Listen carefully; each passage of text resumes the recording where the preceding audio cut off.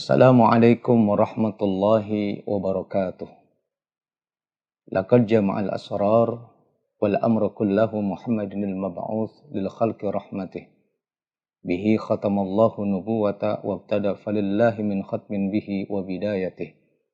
Wa inna Rasulullah min ghairi miryatin imamun 'alal itlaq fi kulli hadratih. Wajihun ladar rahman fi kulli mawtinin wa sadrun suduril 'arifin al-a'immatih.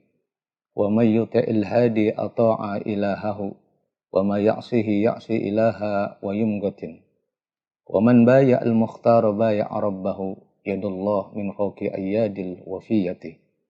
Ashhadu an la ilaha illallah wahdahu la syarika lah irghaman liman jahada bihi wa kafar.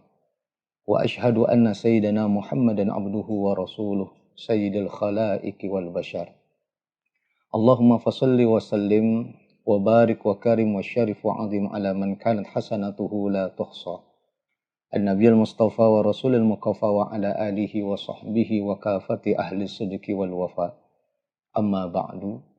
Qala Allah Ta'ala fi kitabihil karim, a'udzu billahi minasyaitonir rajim. Rabbi shrah li sadri wa yassir li amri wahlul 'uqdatam min lisani yafqahu qawli.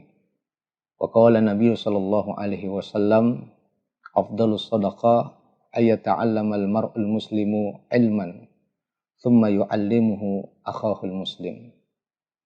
Shadaqallahul azim wa shadaqa rasuluhul nabiyul habibul karim wa nahnu ala dhalika minasyahidin wasyakirin walhamdulillahi rabbil alamin. Para pemirsa Al-Husaini Media Center yang berbahagia, tidak ada kata yang pantas untuk kita ucapkan selain mengucapkan rasa syukur kita kepada Allah Subhanahu wa taala atas segala limpahan, karunia, serta nikmat yang senantiasa Allah berikan kepada kita. Salawat beriring salam semoga selalu Allah limpah curahkan kepada junjungan alam baginda Nabi besar Muhammad sallallahu alaihi wasallam. Para pemirsa yang dirahmati oleh Allah Subhanahu wa taala, bertemu kembali dengan Al-Fakir pada pembelajaran hadis, yaitu kitab Targhib wa Tarhib. Pada pertemuan yang ketiga ini, Al-Fakir masih menyampaikan tentang motivasi untuk belajar dan menjadi orang yang terpelajar atau menjadi orang yang alim. Kenapa kemudian hadis-hadis yang berkaitan dengan menuntut ilmu tentang keutamaan orang-orang yang alim ini terus Nabi Shallallahu Alaihi Wasallam sampaikan, dan banyak sekali hadis-hadis yang kaitannya dengan keutamaan-keutamaan menuntut ilmu, keutamaan-keutamaan orang yang alim. Ini menjadi bukti bahwa betapa Islam itu perhatiannya luar biasa terhadap ilmu pengetahuan.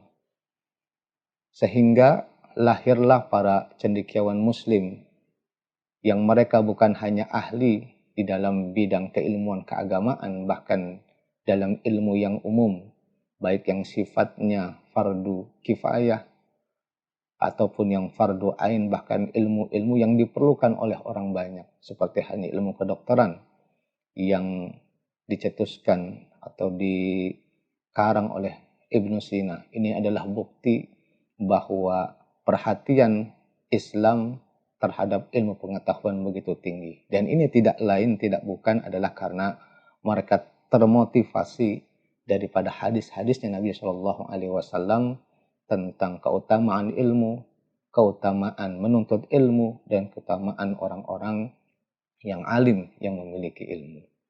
Pada kesempatan hari ini insya Allah kita akan membacakan beberapa hadis yang mudah-mudahan dari hadis-hadis ini kita yang melihat tayangan ini terus-terus termotivasi, terus untuk belajar, tidak henti-hentinya sampai kita paham, sampai kita mengerti dari apa yang kita pelajari.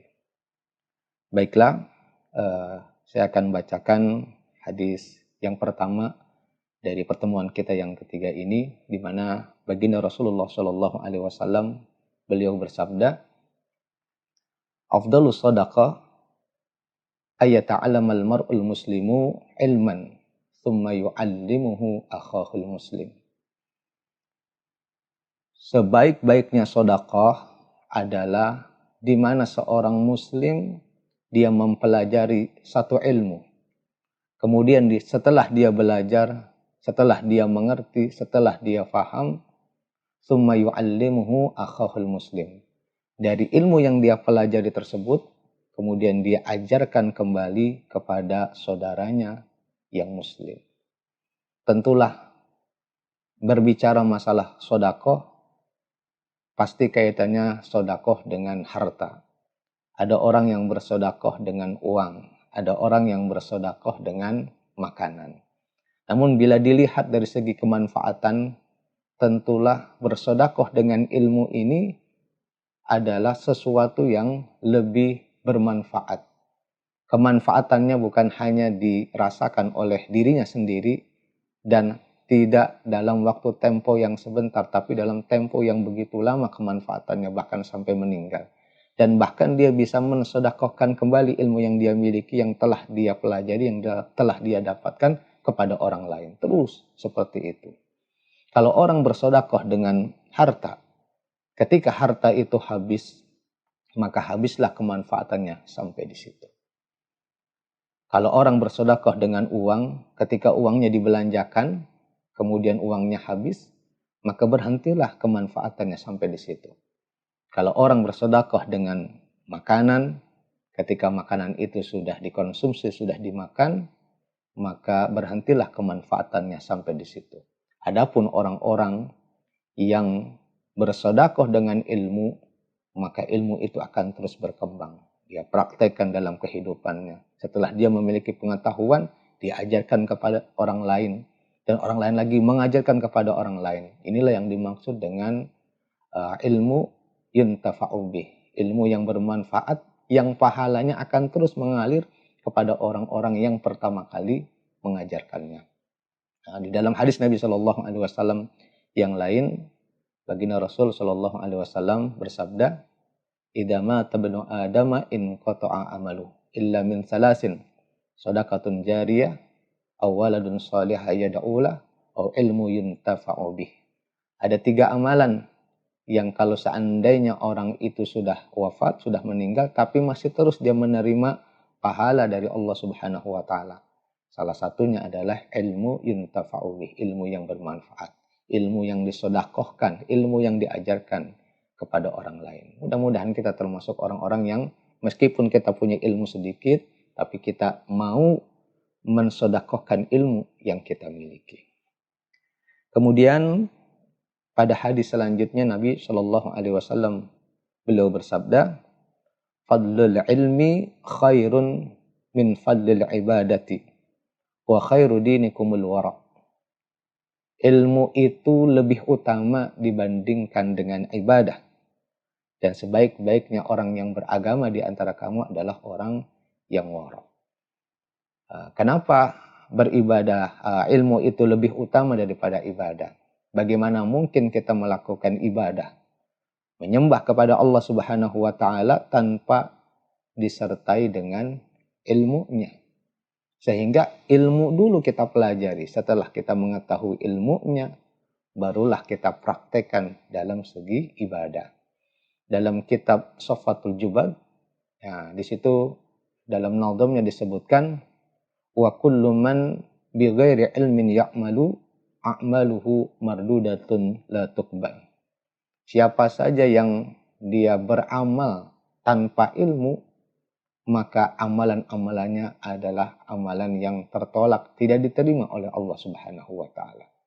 Meskipun sujudnya terlihat khusyuk, meskipun rukuknya terlihat sangat khusyuk, tapi kalau dia lakukan tanpa ilmu, tentulah amalan-amalan tersebut tertolak, tidak diterima oleh Allah Subhanahu wa taala. Oleh karena itu, ilmu lebih utama dibandingkan dengan ibadah. Kecuali dia sudah berilmu, kemudian dia praktekkan, barulah dia melaksanakan ibadah tersebut. Dan yang sebaik-baiknya di antara kalian yang beragama adalah yang wara. Wara itu maknanya adalah orang yang menjauhkan diri dari perbuatan syubhat.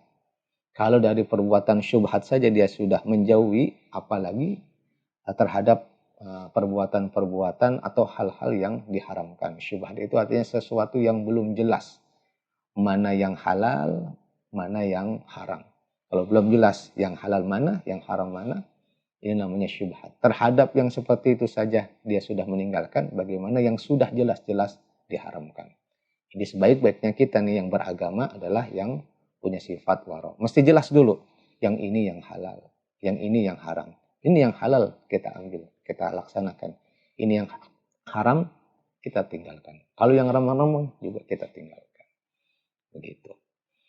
Nah, kemudian di hadis selanjutnya, wa an Abi Umamah qala, dari Abi Umamah. Abi Umamah ini adalah salah satu sahabat yang banyak meriwayatkan hadis dari Nabi Shallallahu Alaihi Wasallam.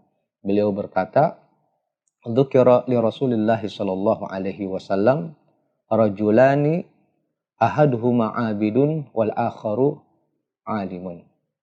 Nabi Shallallahu Alaihi Wasallam ditunjukkan kepada dua orang. Ada dua orang ditunjukkan ya, kepada Nabi Shallallahu Alaihi Wasallam. Ahaduhuma abidun, yang satu orang yang ahli ibadah.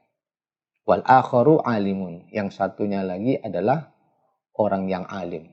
Ya. Maka ketika Nabi Shallallahu Alaihi Wasallam ditunjukkan kepada dua orang tersebut, yang satu ahli ibadah, yang satu adalah orang yang alim, maka apa yang dikatakan oleh Nabi Shallallahu Alaihi Wasallam? Faqala alaihi afdhalus salati wassalam, fadlul alimi alal abidi kafadli ala adnakum.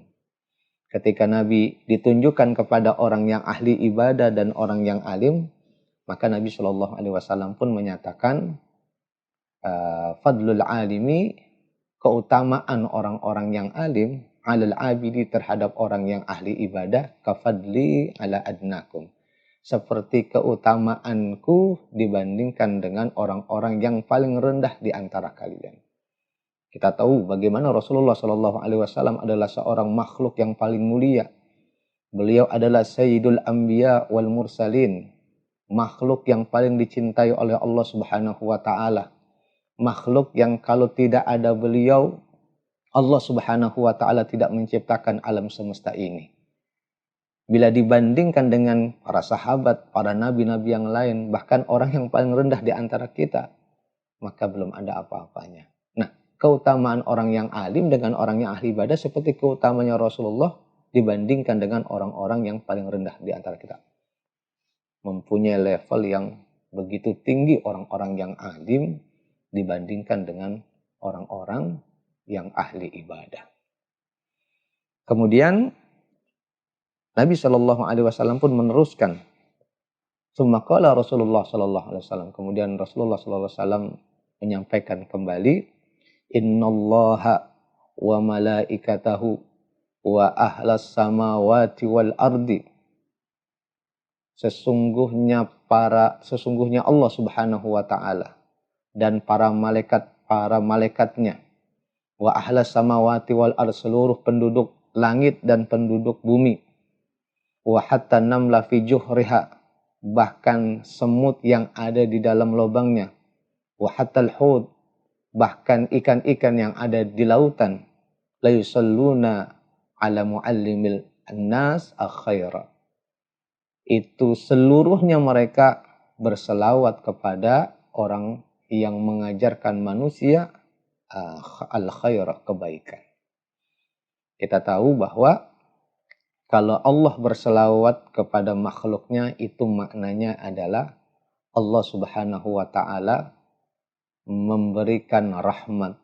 Allah Subhanahu wa taala memberikan kasih sayangnya kepada manusia. Kalau salawat itu datang dari malaikat, itu maknanya adalah permohonan ampun para malaikat kepada orang-orang yang menuntut ilmu. Dan bila mana salawat itu datang daripada makhluk, itu maknanya adalah doa. Doa dari penduduk langit, doa daripada penduduk bumi, doa bahkan binatang-binatang semut yang ada di dalam lubang itu pun mendoakan. Bahkan ikan yang jumlahnya miliaran barangkali, karena laut kita itu lebih luas daripada daratan, mereka seluruhnya berdoa untuk orang-orang yang menuntut ilmu. Para pemirsa, para hadirin yang dirahmati oleh Allah Subhanahu wa taala. Inilah bentuk daripada penghargaan baginda Rasulullah Shallallahu Alaihi Wasallam terhadap orang-orang yang menuntut ilmu. Begitu besarnya, begitu luasnya penghargaan Nabi Shallallahu Alaihi Wasallam kepada orang-orang yang menuntut ilmu. Jadi betapa beruntungnya orang-orang yang menuntut ilmu, betapa beruntungnya orang-orang yang mengajarkan kepada manusia, orang-orang alim yang memberikan taklim, yang memberikan pelajaran. Penghargaan Allah kepada hambanya yang alim itu luar biasa.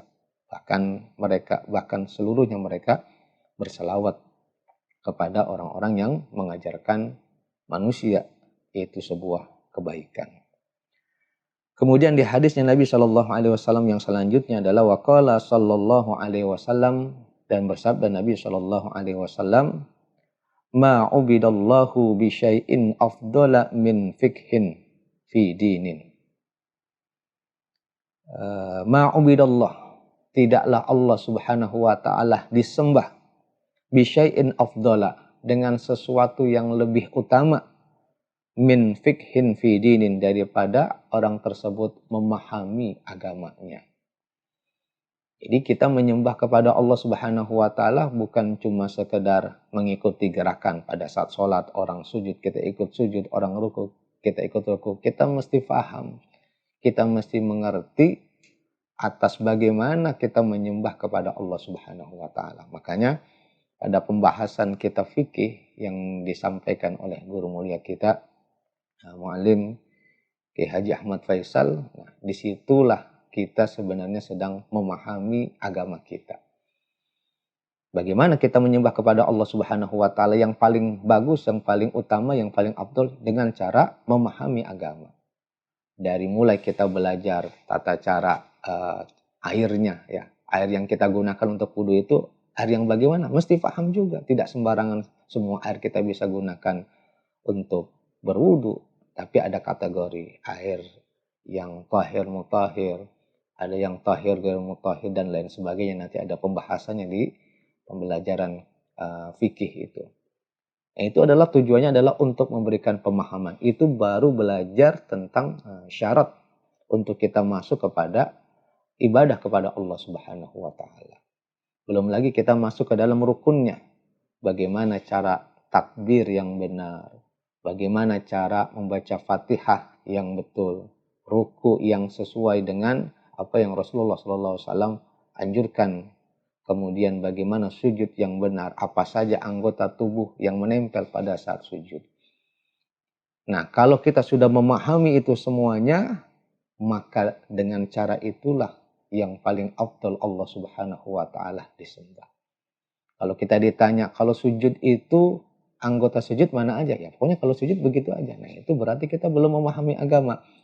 Kalau kita tidak memahami agama, maka ketika kita menyembah kepada Allah Subhanahu wa taala seolah-olah kita memberikan sesembahan kita, ruku kita, sujud kita, berdirinya kita itu sesuatu yang buruk. Kenapa? Karena kita tidak memahami agama. Nah, kemudian wala faqihun wahidun asyaddu ala syaitan. Satu orang yang faham agama, satu orang yang faqih, ya, asyaddu ala syaitan, itu lebih ditakuti oleh syaitan. Makanya dalam satu riwayat diceritakan bahwa baginda Rasulullah Shallallahu Alaihi Wasallam pernah satu hari beliau ingin masuk ke dalam masjid, tiba-tiba beliau melihat syaitan itu ragu-ragu untuk masuk ke dalam masjid, antara mau masuk dan keluar. Kemudian Rasulullah Shallallahu Alaihi Wasallam bertanya, wahai syaitan, kenapa engkau ragu-ragu? Apa yang membuat kamu ragu untuk masuk ke dalam masjid? Ya. Wahai Rasulullah, sebenarnya saya mau menggoda orang yang sedang sholat, tapi saya takut kepada orang yang tidur.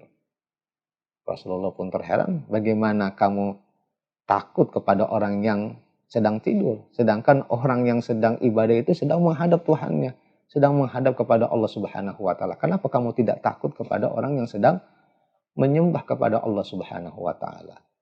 Maka kata syaitan, orang yang lagi ibadah itu orang yang ibadahnya nggak paham terhadap agama. Sedangkan yang sedang tidur itu adalah orang yang faqih, orang yang sangat paham terhadap agama. Kalau saya goda orang yang sedang sholat kemudian dibetulkan oleh orang, kemudian dia bangun, kemudian dibetulkan, maka sia-sialah apa yang saya lakukan terhadap orang-orang yang sedang ibadah tersebut. Oleh sebab itu, bagaimana cara kita supaya mendapatkan pemahaman tentang beragama? Maka ya salah satunya media untuk kita bisa memahami agama adalah Al-Husaini Media Center ini. Ya, mudah-mudahan nih menjadi rutinitas kita. Kita dengerin dari awal, jangan di skip, jangan dilongkap. Dengerin dari awal sampai terakhir. Bukan cuma sekali ya kita mendengarkan itu, tapi beberapa kali sampai kita paham, kita catat, kita mengerti, barulah kita ada pemahaman tentang agama. Mesti ada sesuatu yang baru yang kita peroleh. Jadi jangan sampai kalau kita ingin mendalami sesuatu ilmu, kita berusaha untuk detail, untuk benar-benar, tapi terhadap menyembah kepada Allah, bagaimana cara menyembah kepada Allah, kita seolah-olah mengenyampingkan. Kita ingin bisa sekali bagaimana caranya menyetir mobil, ya kita mesti belajar bagaimana ngerem, bagaimana membawa mobil dalam keadaan najis segala macam, itu kita belajar betul-betul.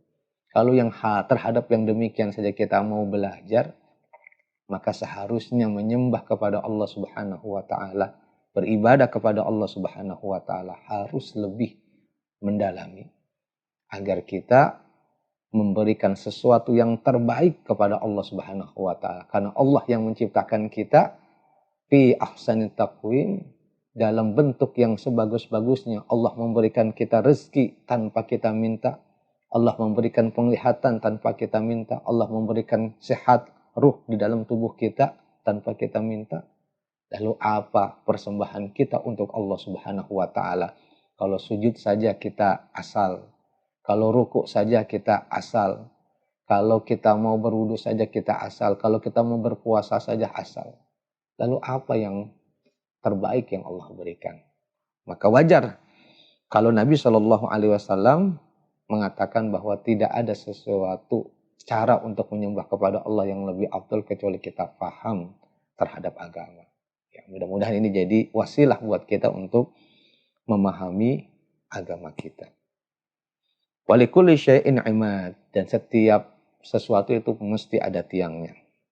Wa imadu haddaddin al-fiqhu, dan tiang daripada agama ini adalah al-fiqhu. Paham, ngerti bahwa kita melaksanakan ibadah kepada Allah sesuai dengan apa yang Allah Subhanahu wa taala inginkan. Dan di terakhir kita akan bacakan lagi hadis Nabi Shallallahu Alaihi Wasallam. Wa qala Shallallahu Alaihi Wasallam, idza marartum biriyadil jannah fartahu. Apabila kalian melewati taman surga, fartahu, mampir. Ya, kalau lewat taman surga, kata Rasulullah, mampir. Qalu ya Rasulullah wa ma riyadul jannah. Para sahabat pun bertanya, ya Rasulullah, yang dimaksud taman surga itu apa ya Rasulullah? Ya. Maka dijawab oleh Nabi Shallallahu Alaihi Wasallam, qala majalisul ilm. Beliau katakan yang dimaksud dengan taman-taman surga itu adalah majelis ilmu. Jadi kalau kita tahu di kampung kita ada majelis ilmu, kajian-kajian ya para ulama-ulama kita. Ya, tapi mesti hati-hati jangan sampai kita punya kajian ilmu yang justru malah mengkafirkan, membid'ahkan daripada apa yang dilakukan oleh guru-guru kita, oleh ulama-ulama kita. Nah, kita mesti paham betul itu. Jadi tidak semua majelis yang kita datangi itu belum tentu benar. Tapi kalau kita sudah yakin di dalamnya ada kita baca maulid, di dalamnya kita baca tahlil, di dalamnya kita memuji Rasulullah Sallallahu Alaihi Wasallam, nah boleh kita datang. Ya. Itu merupakan raudhah min riyadil jannah, taman daripada taman surga. Atau kalau halnya sifatnya seperti ini, di media kita lagi ngelihat YouTube, ya mampir ke Al-Husaini Media Center. Mudah-mudahan dari situ kita banyak sekali memperoleh ilmu, menerima ilmu. Dan itu juga bagian daripada tamannya surga. Nah, para pemirsa yang dirahmati oleh Allah Subhanahu wa taala, Mudah-mudahan dari hadis-hadis yang saya bacakan ini, mudah-mudahan sekali lagi memberikan motivasi buat kita. Sekali lagi menambah keyakinan kita bahwa Rasulullah Shallallahu Alaihi Wasallam begitu giatnya untuk menyampaikan tentang keutamaan-keutamaan orang yang menuntut ilmu, keutamaan orang yang belajar, keutamaan daripada ilmu itu sendiri. Tujuannya tidak lain dan tidak bukan agar kita kaum muslimin menjadi kaum yang terpelajar, kaum yang faham, kaum yang mengerti, kaum yang tahu tata cara bagaimana menyembah kepada Allah Subhanahu wa taala, tahu bagaimana menjalankan kehidupan di muka bumi ini sesuai dengan apa yang Allah Subhanahu wa taala kehendaki. Mungkin ini saja yang dapat Al-Fakir sampaikan. Mohon maaf apabila ada bacaan atau ada terjemahan yang kurang berkenan. Al-Fakir mohon dibukakan pintu maaf yang sebesar-besarnya. Hadanallahu wa iyyakum ajma'in. Assalamualaikum warahmatullahi wabarakatuh.